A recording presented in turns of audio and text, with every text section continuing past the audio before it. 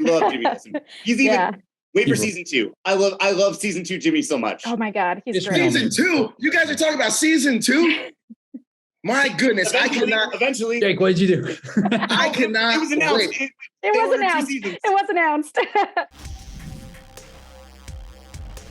Look, I expected to like this show, but I absolutely fell in love with it. It is phenomenal. Thank you. I actually think this is the tone. Like, this is what's been missing from Superman for quite a while in media. And I love that Superman deals with these personal issues with his best friends, Jimmy and Lois. It is phenomenal. I always think the key to a good Superman is a great Clark Kent. And Jack Quaid is a great Clark Kent. Can you talk to me about what he brings to the role that isn't necessarily on the page? He's funny as hell. Jack Quaid is like deeply funny. There's a lot of comedic timing. Also, Jack is extremely dedicated. Yes. Like, we have to schedule extra time for Jack because sometimes you're like, that's it. And he's like, that's not it. I can do better. And so you have to, like, you're done when Jack is happy with it. He's a real professional and really committed to the craft and has a lot of great jokes. Yeah. And really loves Superman. Like, boy, like, we thought we loved Superman, but Jack loves Superman so much. And he cares about every line and every emotion in every episode.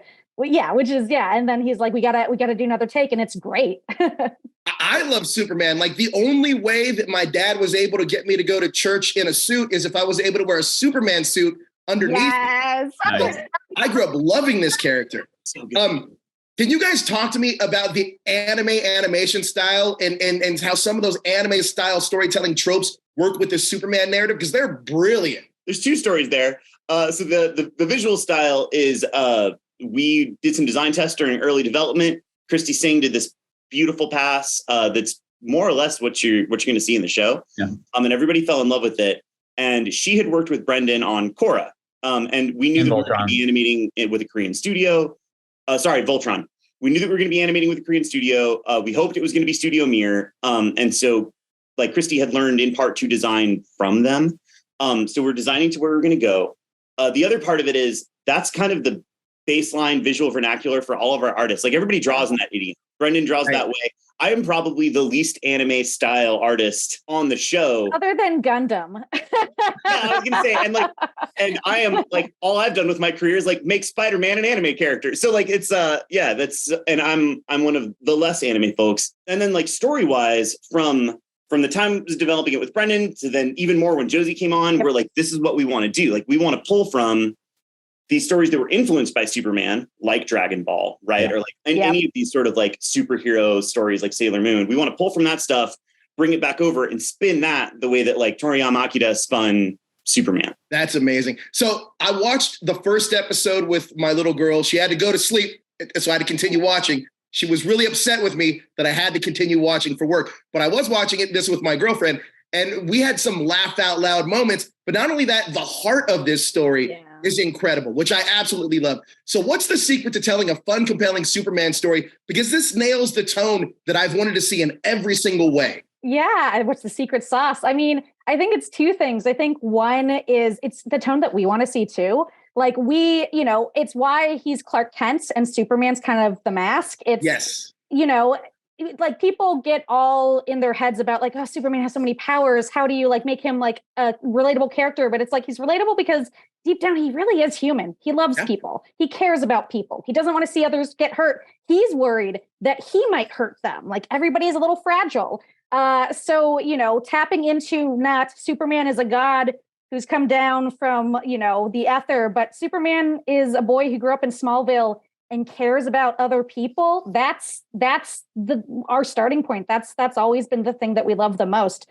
And then I think the other thing is just the incredible team that we've put together. Like the writers' rooms, we brought in, like the writers would bring in like, comic books. We'd bring in, figurines. We'd watch anime together.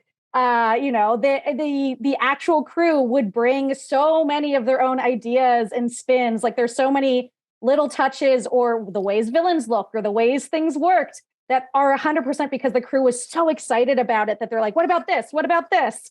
So yeah, I think it's talent and it's love. I got one more for you. And then 3-1. Yeah. So that secret third ingredient that's not love. No, I think making the stakes about the characters all the time. Yes. Like it's not a show about a villain showing up and Superman needing to stop them. It's a show about how Lois and Clark feel about each other, how Lois and Jimmy feel about each other is like the entire A story of the second episode, right? Yeah. It's about these characters and their relationships, and those are the stakes. Yes. So we're, the stakes get elaborated and the conflict erupts into these big action sequences. But I think keeping it about like, how do these people feel about each other? Is Clark going to tell Lois the truth? How is Lois going to find out before he does? All that kind of stuff. That's what made Superman so hyper popular in the first place. Yeah.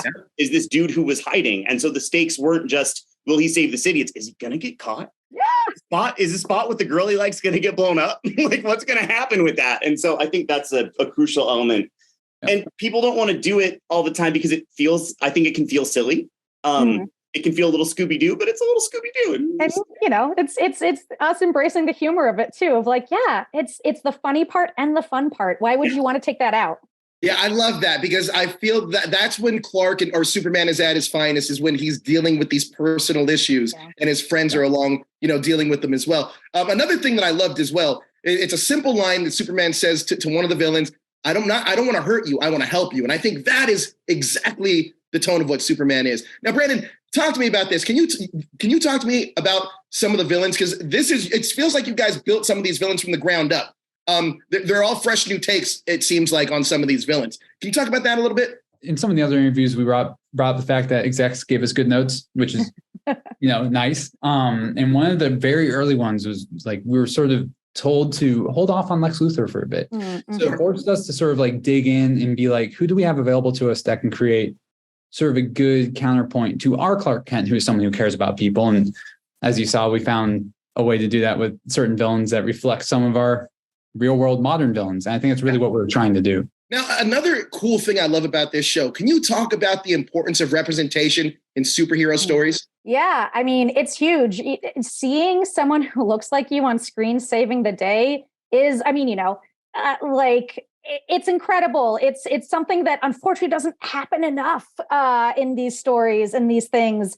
And it's something that mattered to us as people who, grew up with these stories. It also is something that felt like this is a good story to be like, it's not just Clark and Superman being the hero. Like Lois and Jimmy are also kind of saving the day. Like it's all of them. And we wanted this world to look like ours. Like our world is full of different, interesting, incredible people from all backgrounds and all walks of life. Our crew is full of incredible people from all backgrounds and all walks of life. So we didn't want to be like, here's some box. We're like, here's the world. Here's what we see outside every day. Here's what kids see outside every day. Here's what teenagers and adults see outside every day. It's not really diversity. It's reality. Hey, thank you for making Jimmy a person of color. And thank you for making him the coolest dude on this show. Love Jimmy Olsen. We love Jimmy Olsen. He's even wait for season 2. I love season 2 Jimmy so much. Oh my God, he's great. Season 2. You guys are talking about season 2. My goodness, Eventually, Jake, what did you do? I cannot. It was announced. It was announced. Good. Ishmael is so good at Jimmy, though. Ishmael is like, nailed it. Oh, perfect, Jimmy. You guys absolutely nailed it. From Jimmy, Lois, Clark, I think this show is brilliant. I can't wait for everyone to see this in July. It is phenomenal. So thank you guys so much for giving us the Superman show that we need. I feel like this is amazing. Oh, thank you. Thank you. You guys are incredible. Thank you so much for your time. I really appreciate it.